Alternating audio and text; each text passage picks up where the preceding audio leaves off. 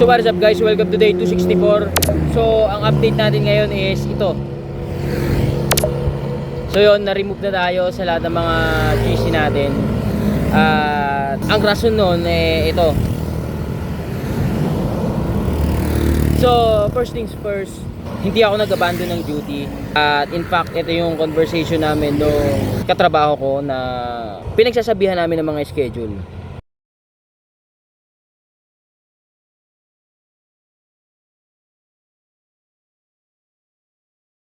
So malayo pa lang, sinabi ko na wala ako ng ganitong date, ganitong araw. And to make the long story short, ginawa niya pa rin ako ng duty. Siguro nakalimutan niya dahil sa dami niya ginagawa, okay? Ginawa niya ako ng duty and hindi ko na chinek yung mga schedule namin kasi nga nakapagpaalam na ako. 2 beses ko nang sinabi sa kanya. So hindi na ako nag-check ng mga schedule dahil nga kampante na ako na nakapagpaalam.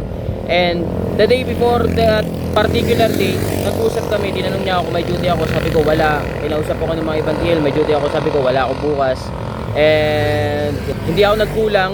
Kita nyo naman, ang layo pa lang, nagpaalam na ako, 2 beses na ako nagpaalam, may verbal pa kami pag-uusap. And yet, nakalimutan niya rin siguro na alam ako sa kanya dahil siguro sa dami niyang ginagawa. And yun, na-remove tayo dahil inabandon daw natin yung duty. And ginawa ko tong video na to hindi para manise, hindi para everything, something like that. Unfair lang kasi hindi nila hiningi yung side ko up until now. Hindi nila ako mini-message kung ano nangyari. So nag-conclude na kagad sila dito sa abandon of duty whatsoever. So that's okay because life is unfair. Okay lang yan. Ginawa ko tong video na to para sabihin sa inyo na kung may mga pintong nagsasarado sa inyo, may mga pintong magbubukas. And kung wala mang pintong magbukas, gumawa kayo ng sarili nyong pinto.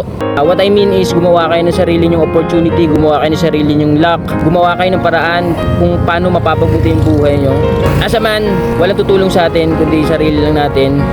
Bubuhatin natin yung sarili natin kung saan man lugar natin gustong pumunta. And I believe as long as we don't miss a day, we will never miss our lucky day.